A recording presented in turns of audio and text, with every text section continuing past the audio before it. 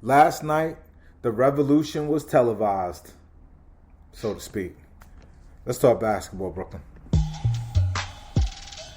Top on. Top on. Top on.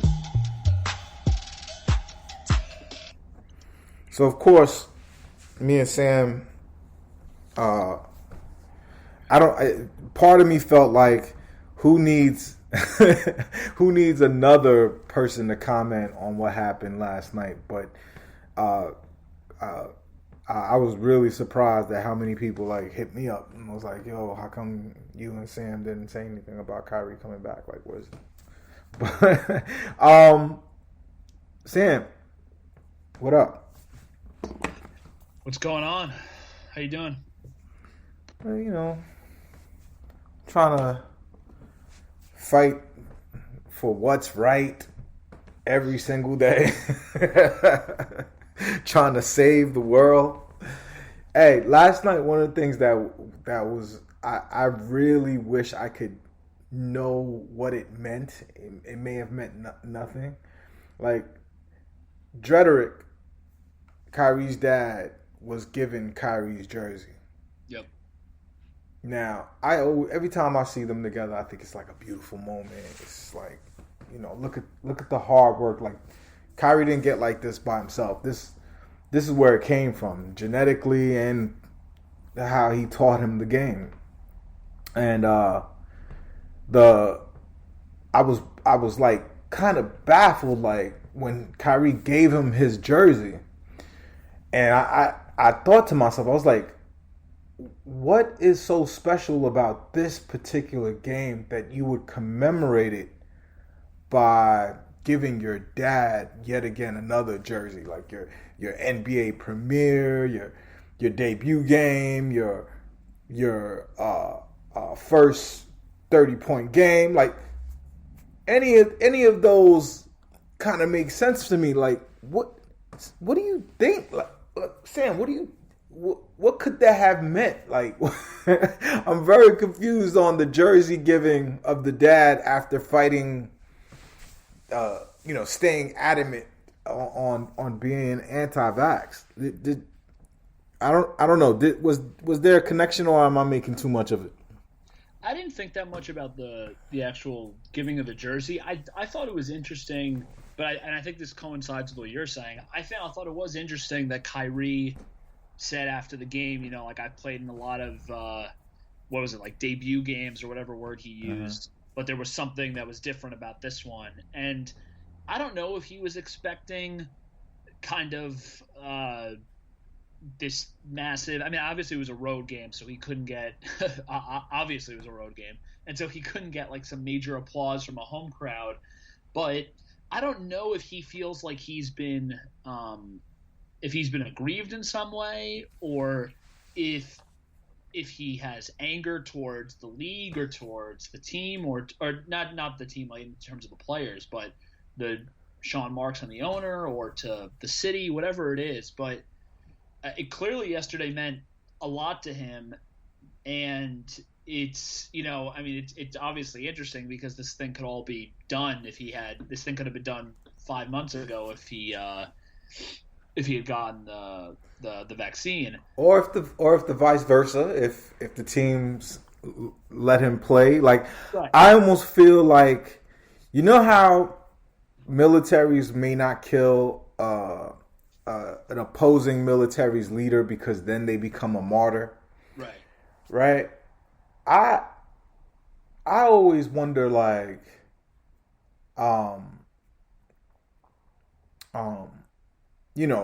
if by banning him they almost made him a martyr in a sense. Like I feel like people love him even more.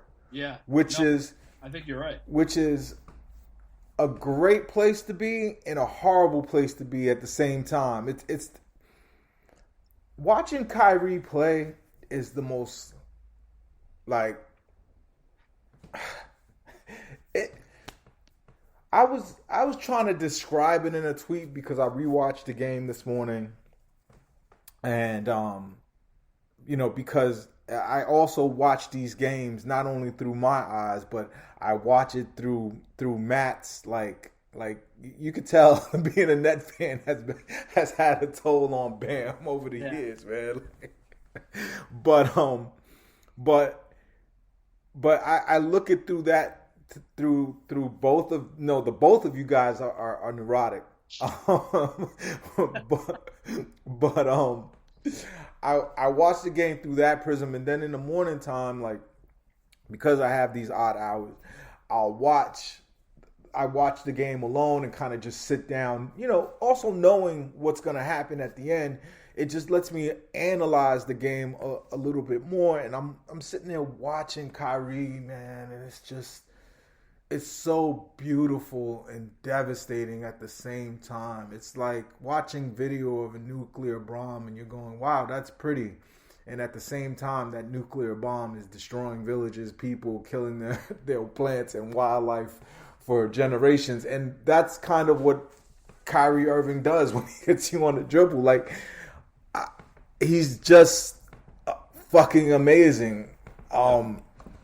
He's incredible. And my kid, I don't know if a lot of kids are like this who like basketball, but my kid doesn't like watching basketball. Matter of fact, he loves to tell me, like, Dad, I'm more of a play basketball type of dude, and you're more of a watch basketball type of dude. That's a very disrespectful thing to say to your father, but yeah, he's kind of right at this point.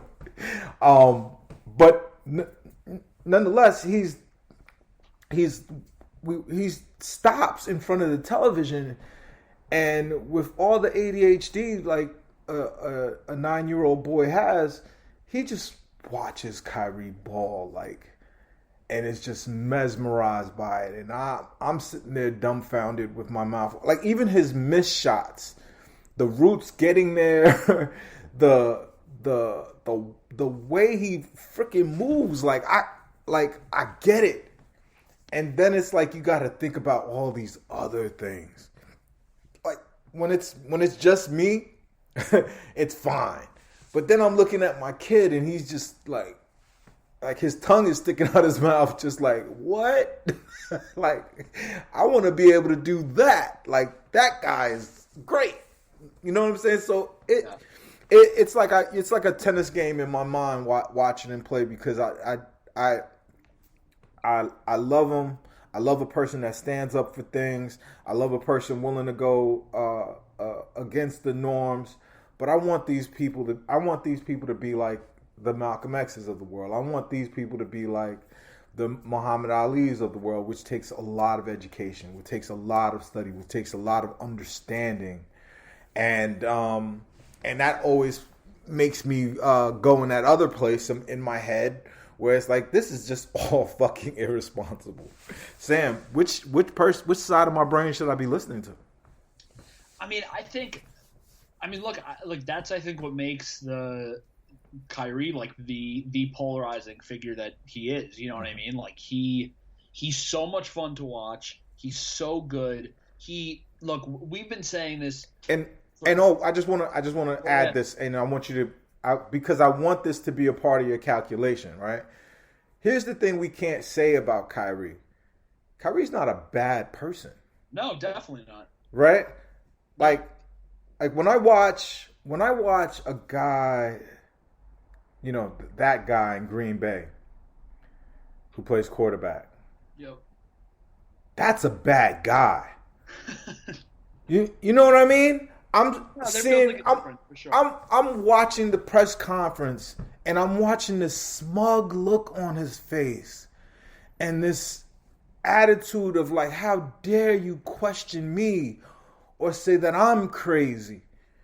It's you guys, right? And some of that, Kyrie has a little bit of that. It's like, all of the rest of my 19 teammates are fools, but I've got it right.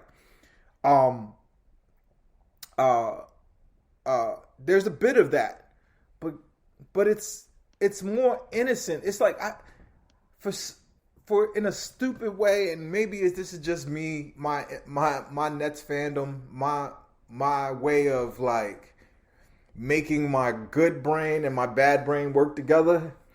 There's a part of me that makes Kyrie the victim. That he's a victim of all this internet knowledge.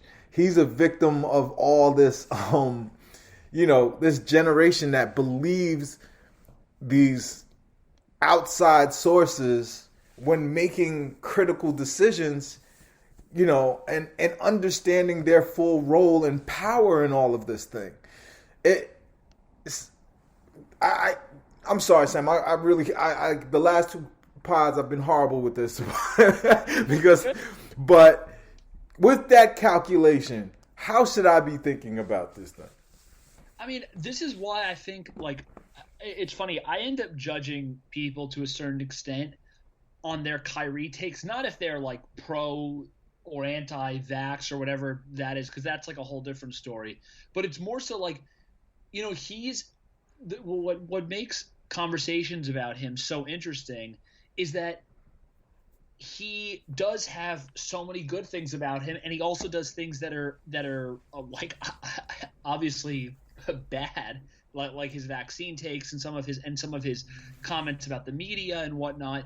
And I almost find that and it's why me and you have made the analogy in text. I don't know how often we've said it over the podcast, but he does end up feeling like a politician in the way that he's talked about, because everyone is either gung-ho, you have tweets about him saying like, our savior is back. I would take him back for anything. He's the best player on the team. He's the best player in Nets history. The tweets about him pro tweets about him are legitimately certified insane. Like sending death threats to our new mayor. That's one too. As Matt has said in